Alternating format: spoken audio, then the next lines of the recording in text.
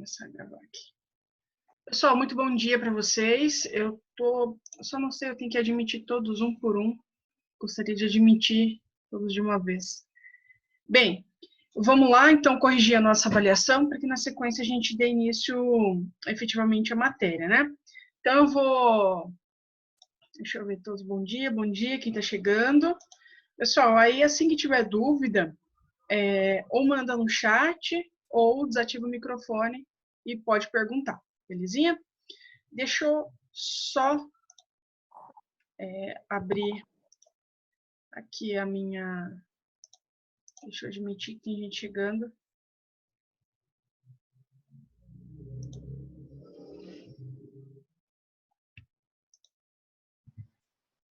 Mais alguém? Acho que todos estão. Bom dia. Isabela, tem alguma questão?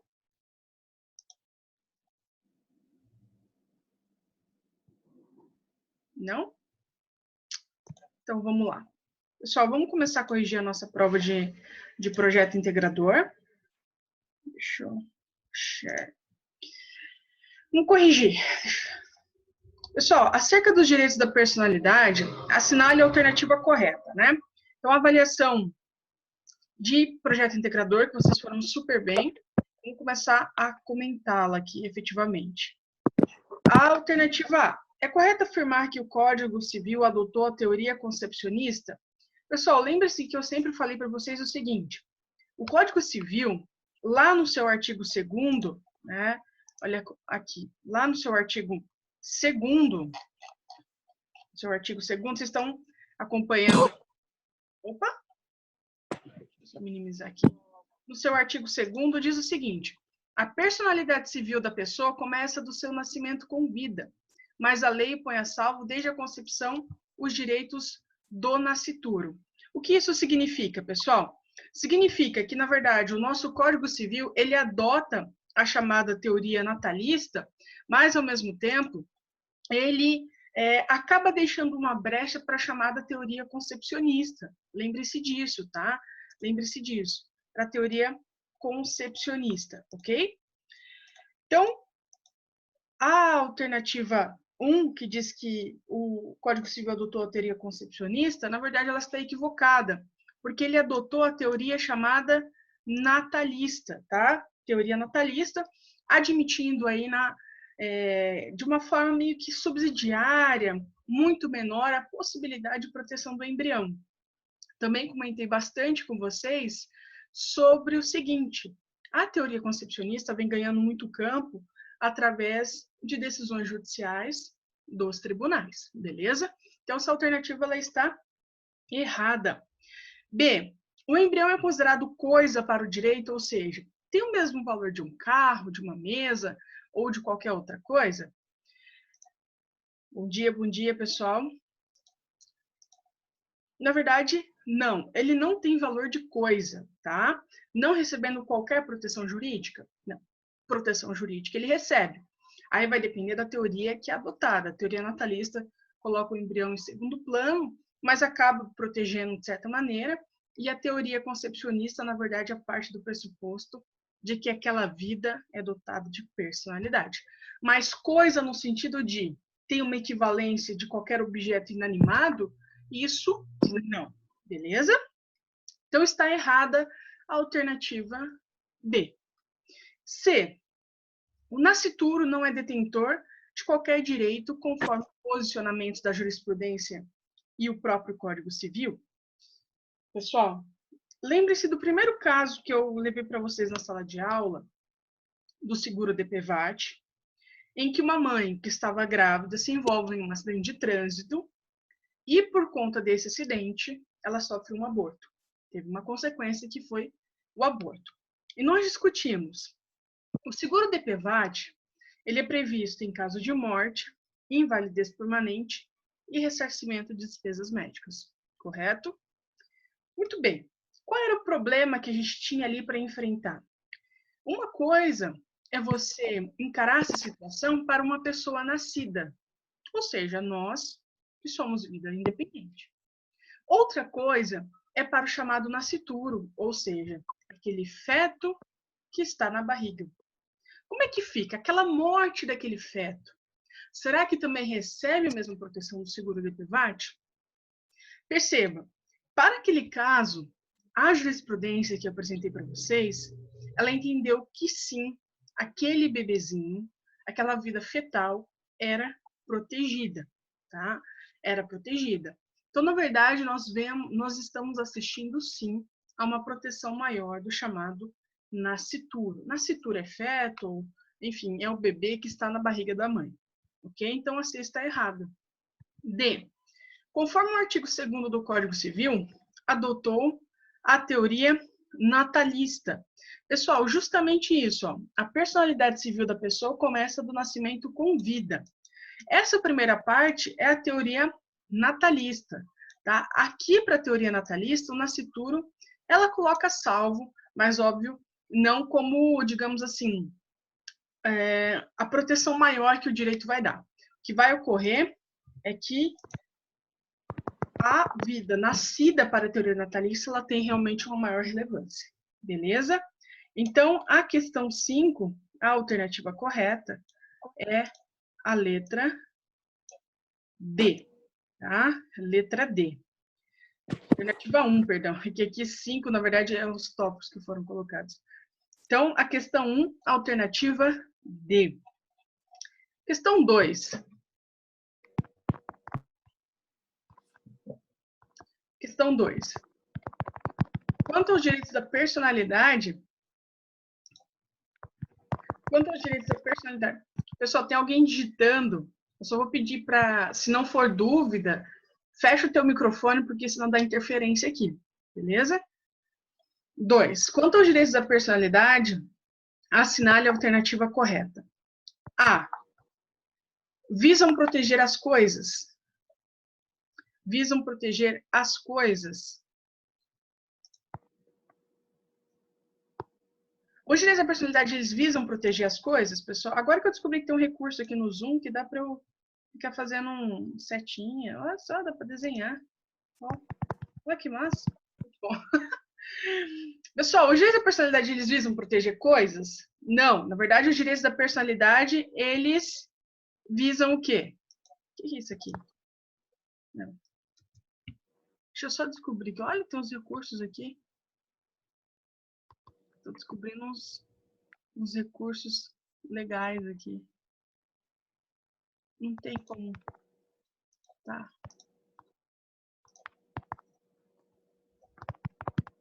Tem como colocar coração aqui. Olha. Pensei que tinha como eu selecionar a cor, mas não tem. Tá.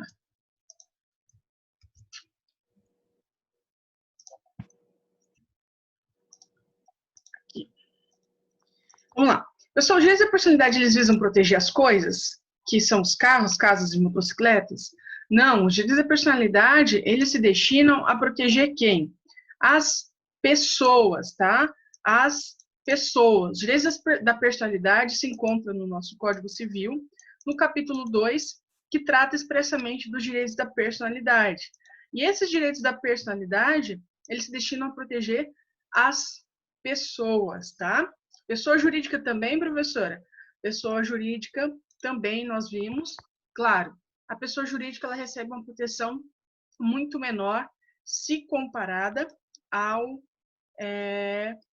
às pessoas que são pessoas físicas, que nós chamamos, tá? Que são as chamadas pessoas físicas.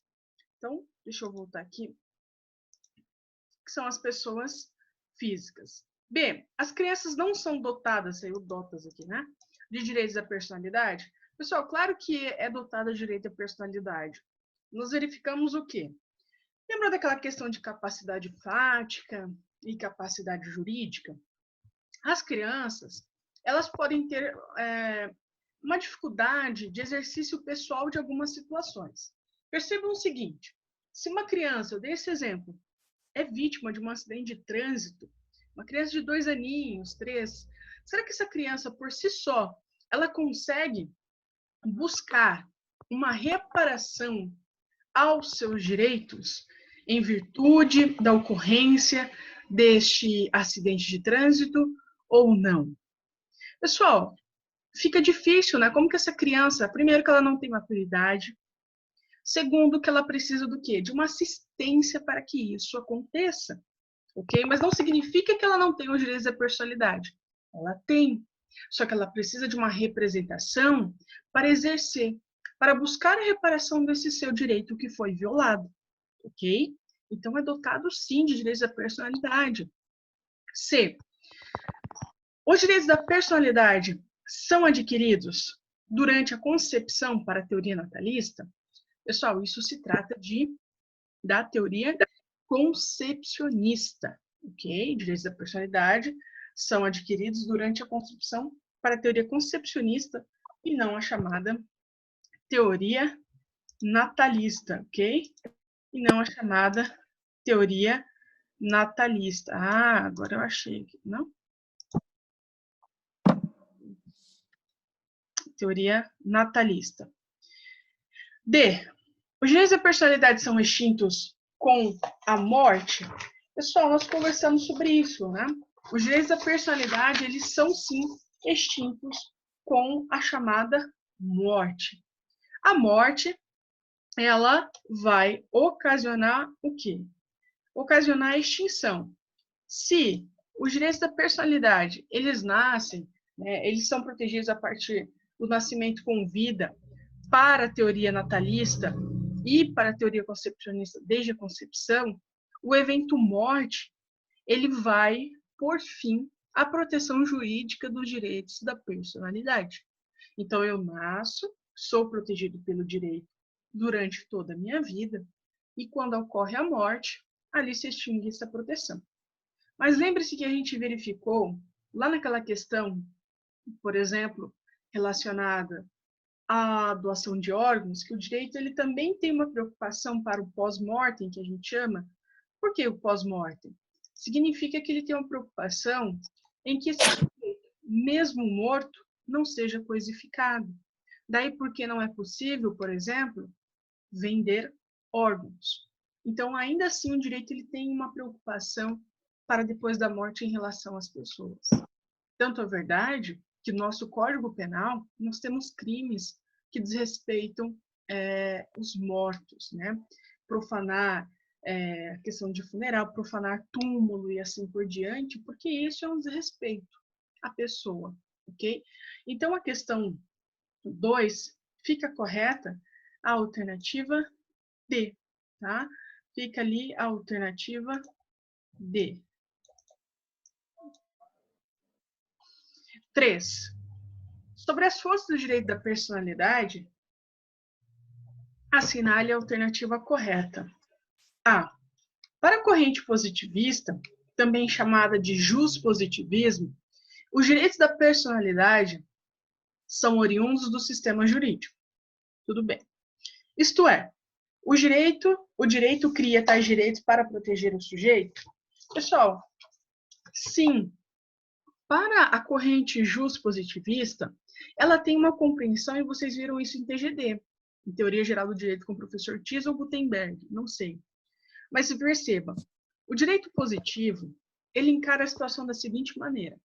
Olha, gente, não tem como você partir do pressuposto de que o sujeito ele nasce já e por simplesmente ser pessoa, ele é protegido. Mas da onde que vem essa proteção, afinal de contas, tá? Da onde vem essa proteção?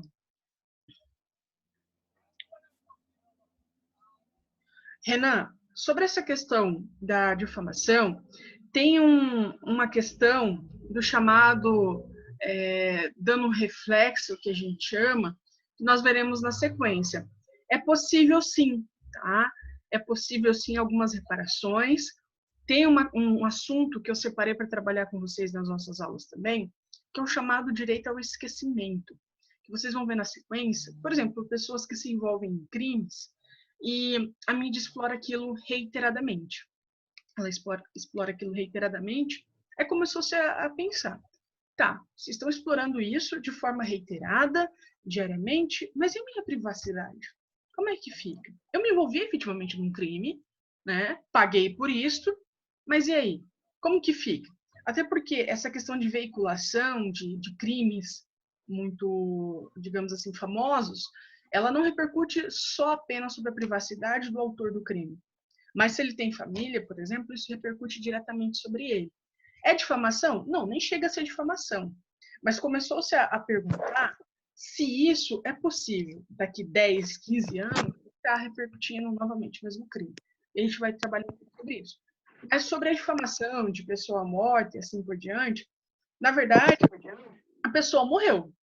Né? A pessoa morreu. Não tem honra dela envolvida. Mas se aquilo está repercutindo diretamente sobre os familiares da pessoa, essa família ela pode buscar uma reparação, sim, tá? Ela pode buscar uma reparação por conta desse dano que vem causando, esse constrangimento que isso causa à família, tudo bem? Então é possível, sim, caber processo por reparação de danos morais, assim por diante, isso é possível, beleza? 3. Vamos lá, voltar. Olha só. Para a corrente positivista, a alternativa A está correta pelo seguinte: para o sistema positivista, eles partem do pressuposto. Não é porque você é pessoa, chegou aqui e simplesmente você tem a proteção. Não tem como isso existir. Na verdade, a sua proteção que você recebe aos seus direitos, ela decorre naturalmente do arcabouço jurídico criado. A história simplifica. Significa que não é porque você é um ser iluminado, que Deus criou, que você simplesmente é dotado de direito. Na verdade, o sistema jurídico, as regras jurídicas, Constituição, Código Civil, as normas em si, elas é que dão essa proteção a essa pessoa. Não tem como você chegar aqui com o original de fábrica, digamos assim, e dizer que seus direitos decorrem daquilo. Tudo bem? Decorrem daquilo. Na verdade, trata-se de uma situação que o direito é quem cria esta proteção. Beleza? B. Para a corrente, eu vou só dar uma comentada aqui. Comentar o direito natural. Pessoal, o direito natural, ele é a teoria que faz o contraponto ao chamado direito positivo. Para o direito natural, eles encaram de uma outra maneira. Os naturalistas, que a gente chama, eles vão partir do pressuposto de que por você ser pessoa e haver uma lei universal, uma lei divina, por assim dizer, parte do pressuposto de que por si só você tem a sua proteção. Tudo bem? Você já vem com aquele arcabouço protetivo e o direito, na verdade, no fim das contas, só deveria reconhecer estes direitos. Tudo bem? Só deveria reconhecer os direitos que você já possui por você simplesmente ser pessoa. Beleza? Então, a 3 fica para nós aqui como correta. A A fica como correta. A, beleza? Questão de número 4. Questão de número 4. Lady Gaga, né? A Lady Gaga, ela procura o cirurgião plástico Alejandro para se informar sobre os últimos tratamentos estéticos do mercado. Depois de muita conversa, Lady Gaga informa que quer remover sua mão esquerda e o seu pé esquerdo para chocar o mundo artístico e vender o seu próximo livro chamado Serial Killer. Assim, a partir do caso, responda. Caso acima, responda. Alternativa A. Lady Gaga está autorizada a realizar a amputação, vez que há amparo jurídico sobre isso? Pessoal, será que o direito ele protege as pessoas que simplesmente querem se desfazer de partes do seu corpo por mera liberalidade, por mero capricho? Será que encontra essa proteção ou não? Hein? Não encontra, e já vou apontar para vocês o fundamento. B. Trata-se de tratamento terapêutico, a saber, melhorará a saúde de Lady Gaga, logo a autorização para tanto? Pessoal, a amputação de membros, ela pode acontecer eventualmente. Mas a questão é que a gente precisa entender, essa amputação vai ser feita por quê? Para quê? Se trata de uma amputação com fim terapêutico, toda vez que a gente fala de tratamento médico terapêutico, significa que ele tem um fim de cura, de melhoria da saúde. Se uma pessoa, por exemplo, sofre de uma diabetes e, eventualmente, o seu pé necrosa, as diabetes mais severas que tem, e aí o médico chega e fala, olha, não tem outra alternativa a não ser amputar o pé da pessoa. é uma coisa. Porque aquela amputação, ela implica justamente em uma melhoria da saúde da pessoa. Não é para um fim estético, né? Não é por brincadeira. Se trata de saúde. Essas amputações, elas podem acontecer. E tem autorização para isso, né? Agora, a situação em que está envolvida neste caso, não há nenhuma doença pré-existente aqui. A finalidade que a Lady Gaga está buscando, no nosso caso hipotético, é simplesmente para uma questão de capricho, uma questão de divulgação artística. Será que encontra amparo? Pessoal, não encontra amparo, tá? Não encontra amparo. Olha o nosso artigo 13 do Código Civil. Salvo por exigência médica significa que há um parecer sobre a necessidade da situação. É defeso. Essa palavra defeso, em sentido técnico jurídico, significa proibição. Portanto, é defeso o ato de disposição do próprio corpo quando importar diminuição permanente da integridade física ou contrariar os bons costumes. Poxa, se você amputa uma mão e um pé, você vai diminuir permanentemente a sua integridade física. Né? Você está amputando uma coisa que está saudável, que não tem nenhuma doença pré-existente. Para que você quer fazer isso? Portanto, não encontra amparo, tá? Não encontra amparo. E o parágrafo único já ressalva, ó, é permitido quando é para fins de transplante. Né? Porque o transplante, por exemplo, se eu pego um rim, inevitavelmente, o que vai acontecer? Inevitavelmente vai acontecer o seguinte, vai acontecer uma diminuição permanente. Se eu tiro um rim de uma pessoa, ela perde o rim, ok? Para doar para outra. Só que essa questão do rim que eu estou doando, ela vai repercutir no quê? No tratamento terapêutico para uma outra pessoa. Então, nesse caso, o próprio Código Civil, ele já deixa ali ressalvado essa possibilidade, beleza? Já deixa... Agora, como que eu tiro esse trem aqui? Oh, meu Deus do céu. Clear. Como que eu faço? Ah, pronto. Beleza? Então, não tem autorização para isso. O nosso Código Civil, ele não permite. C. Quando se trata de celebridades, não há proteção dos direitos da personalidade? Ora, quer dizer então que uma pessoa, porque ela é famosa, o direito não vai proteger ela? Ela não encontra amparo? Lembre-se do caso da Danielle Vinitz, né? A empresa, lá a revista que publicou imagens não motorizadas, explorou aquilo economicamente, não foi condenado? Foi condenado. Então, personalidade, né, celebridades possuem proteção aos direitos da personalidade? Sim. Ok? Sim. Então, sobra como correta, na questão de número 4, que é o quê? Lady Gaga não poderá realizar o ato, pois, olha só o artigo 13 aqui, ó, transcrevi ele na íntegra.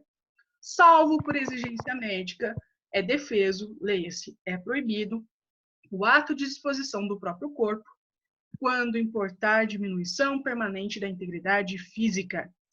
Justamente isso é o que está previsto no nosso artigo 13 do Código Civil. Beleza? Questão de número 5. Questão de número 5.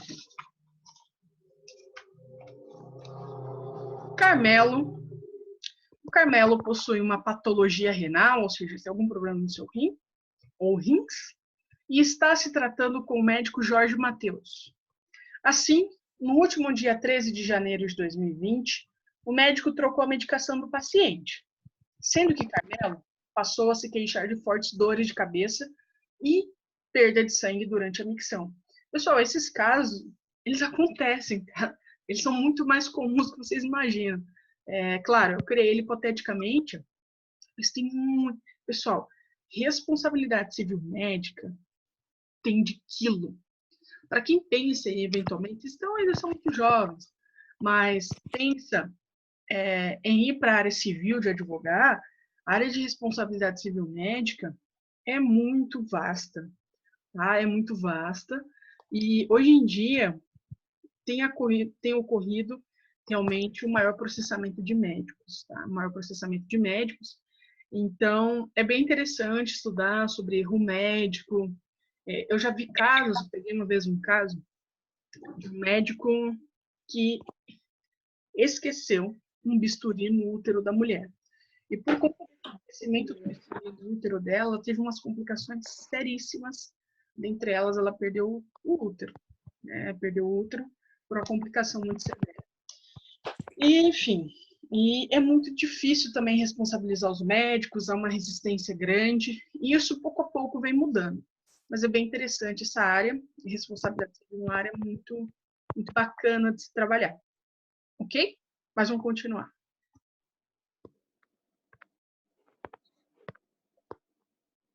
Assim, no último dia 13 de janeiro de 2020, o médico trocou a medicação do paciente, sendo que Carmelo passou a se queixar de fortes dores de cabeça e perda de sangue durante a micção. Micção é xixi, tá? Em sentido muito simples, é xixi. Em 15 de março de 2020, Carmelo procurou o pronto-socorro do hospital, vez que estava perdendo muito sangue e fadigado.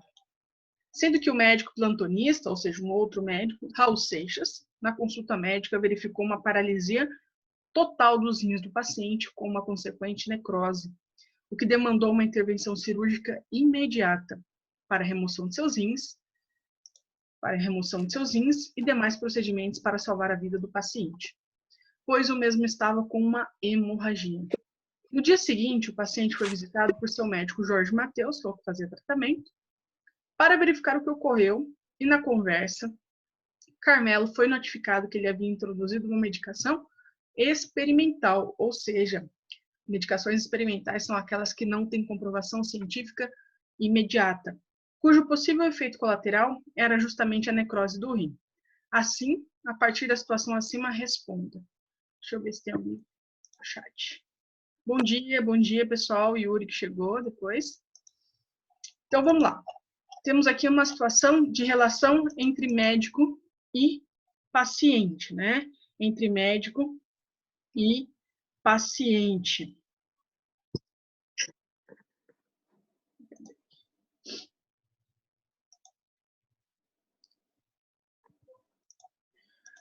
Pessoal, a relação entre médico e paciente, vocês se recordam que ela deve ser o quê? Para o médico, a informação é um dever e para o paciente é um direito. O médico deve informar o seu paciente sobre possíveis êxitos ou não de tratamentos médicos. Introduzir uma medicação experimental sem anuência do seu paciente, sem autorização, é uma situação muito séria. Porque se o paciente não consente com isso, e inevitavelmente ocorre um dano, pode ter certeza que esse médico será responsabilizado. Vamos para a alternativa A. O Dr. Jorge Mateus poderia ter introduzido a medicação experimental sem informar seu paciente, ou seja, sem consultá-lo, eu posso simplesmente falar, olha, meu amigo, o senhor toma aqui essas pílulas diariamente, que vai ser sucesso. Sem dizer o que é, sem dizer do que se trata, para que aquela pílula será ingerida e assim por diante. Isso não pode acontecer.